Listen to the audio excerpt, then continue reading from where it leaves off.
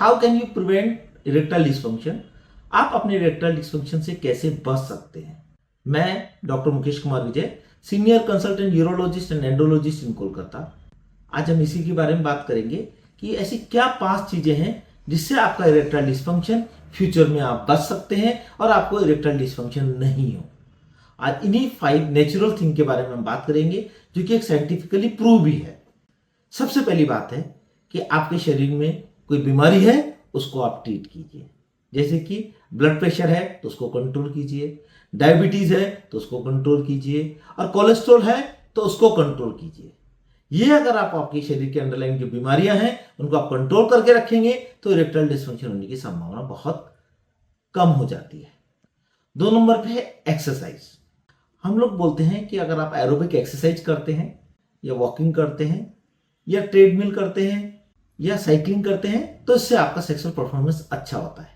अभी तक 5 से 6 ऐसी स्टडियां हुई हैं जिन्होंने कंपेयर किया है एरोबिक एक्सरसाइज, वॉकिंग, ट्रेडमिल या साइकिलिंग को 2 मंथ से लेके 2 साल तक के लिए।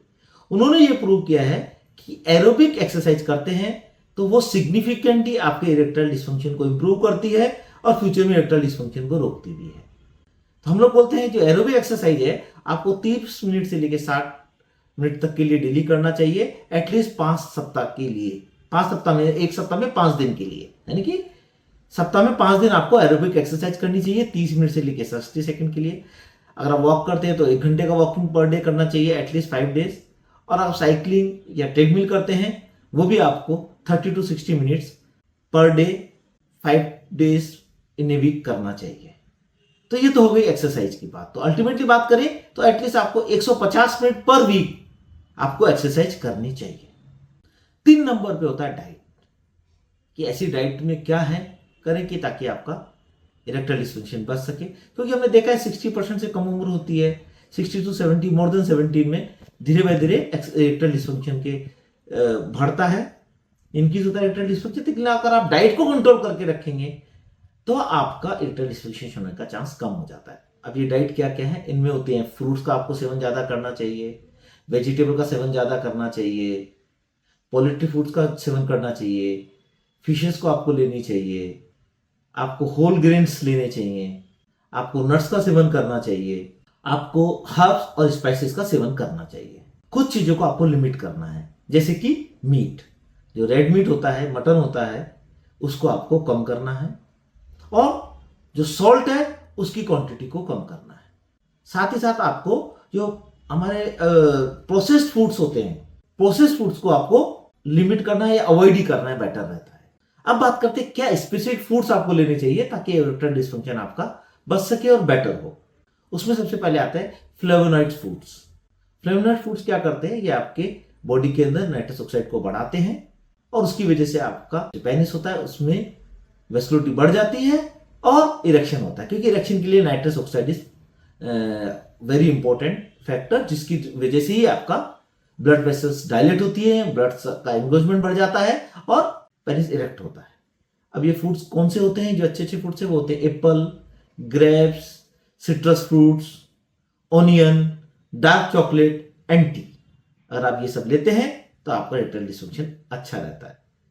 2 नंबर पे आता है, हम लोग बोलते हैं omega 3 fatty acids. Omega 3 fatty acids कहाँ होते हैं, ये फिशेज में होते हैं। अगर आप फिश वगैरह लेते हैं जिसमें थोड़े ओमेगा 3 फैटी एसिड्स होते हैं, ये क्या करते हैं, ये also increase the nitrous oxide.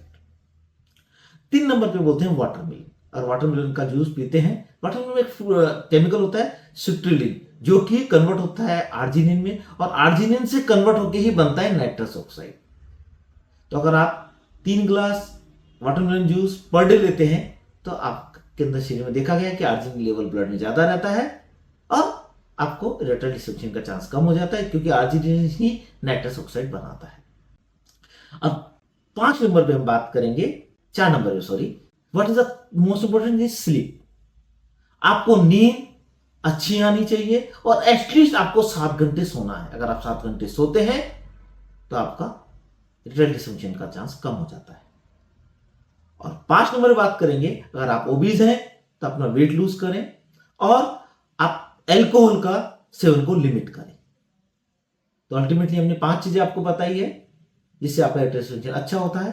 एक नंबर होता है आपके जो अंडरलाइन जो शरीर में बीमारियां उसको दूर करें। 2 नंबर है एक्सरसाइज रेगुलरली करें, एटलीस्ट 150 मिनट पर वीक।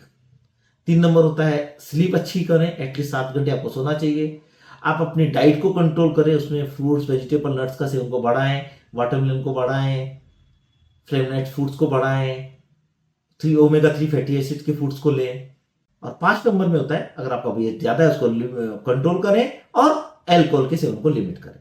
तो फ्रेंड्स, आज हमने नेचुरल जो थिंग्स होती है जो कि साइंटिफिकली प्रूव है इरेक्टाइल डिस्फंक्शन को बचाने के लिए, उसके बारे में डिस्कस किया है। और आपको मेरा वीडियो अच्छा लगा है तो उसे शेयर कीजिए, सब्सक्राइब कीजिए, लाइक कीजिए। नमस्कार।